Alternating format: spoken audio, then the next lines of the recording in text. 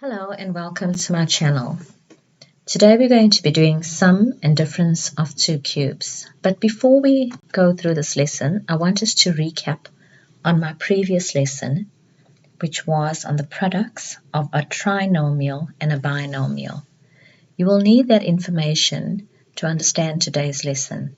So we'll just do a quick example and then we'll move on to sum and difference of two cubes.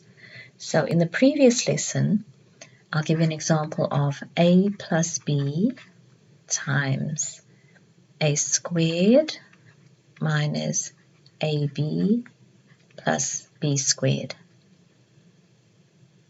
So what we did in our previous lesson is we multiplied out. We said a, we took our first term and we multiplied it by each term inside the brackets. Okay. Then we took the second term and we multiplied it by each term inside the bracket.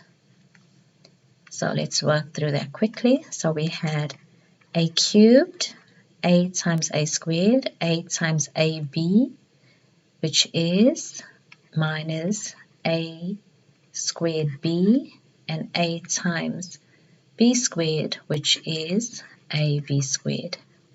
Then we multiplied b times a squared, which is a squared b. And then we multiplied b times negative ab, which is negative ab squared. And then b times b squared, which is b cubed. Then we looked at our like terms.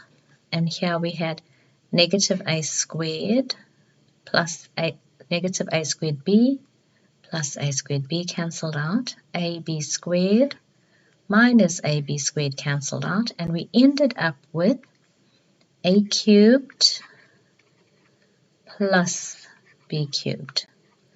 Now for today's lesson, we are going to be working in reverse.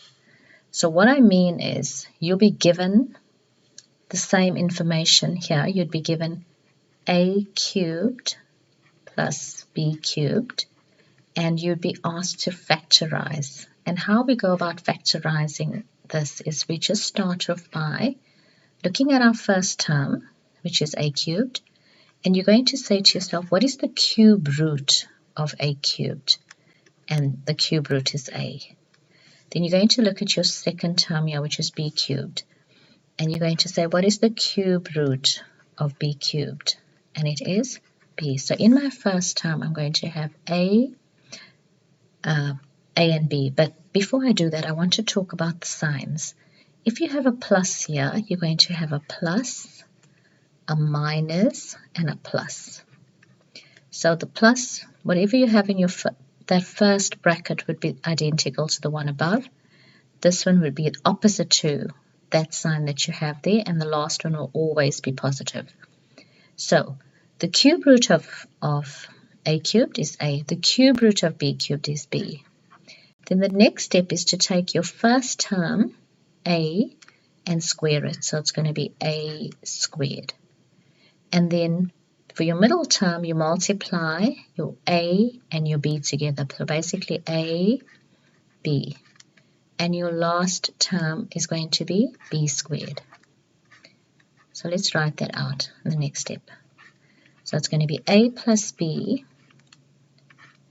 a squared minus ab plus b squared.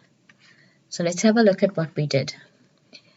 In the second step, we first found the cube root of a cubed and the cube root of b cubed. So that's a plus b. Then we square the first term. Then for the middle term, we multiplied a times b. And for the last term, we squared b squared. And if you go back and you look at that answer, it is exactly the same. Okay, so this is working in reverse. Okay, let's have a look at a few now. So we call this number 1 here. Let's look at number 2. We're going to apply the same principle for each one. Okay, number 2, we have 125 x cubed minus 8y cubed. So we will start with our smaller bracket, and then we know we're going to have a bigger bracket. So the cube root of 125 is 5. The cube root of 8 is 2. So here we're going to start with, what is the cube root of 125? We said 5. And the cube root of x cubed is x. And because that's a minus, this is going to be a minus. The cube root of 8 is 2. And the cube root of y cubed is y. Now, if you have a negative there, that would be opposite sign as plus, and the end term will always be a positive. So we take our first term, and we're going to square it. So it's going to be 5x squared.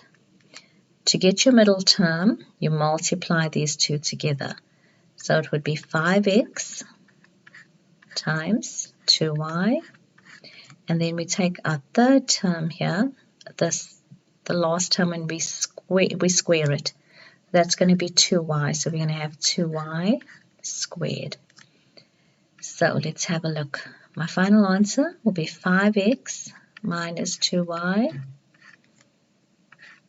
And this will be 25x squared plus, and here we're going to multiply these two together, and that's going to give me 10xy plus 4y squared.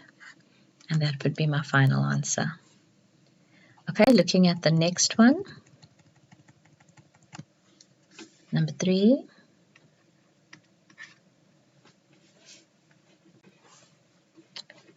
Okay, let's see. 8a cubed plus b cubed. So we can go straight to the answer now. We know we're going to have it's plus. We're going to have plus minus plus. The cube root of a cubed is 2a. Sorry, the cube root of 8a cubed is 2a. The cube root of b cubed is b. We're going to square the first term. So 2a all squared will give me 4a squared.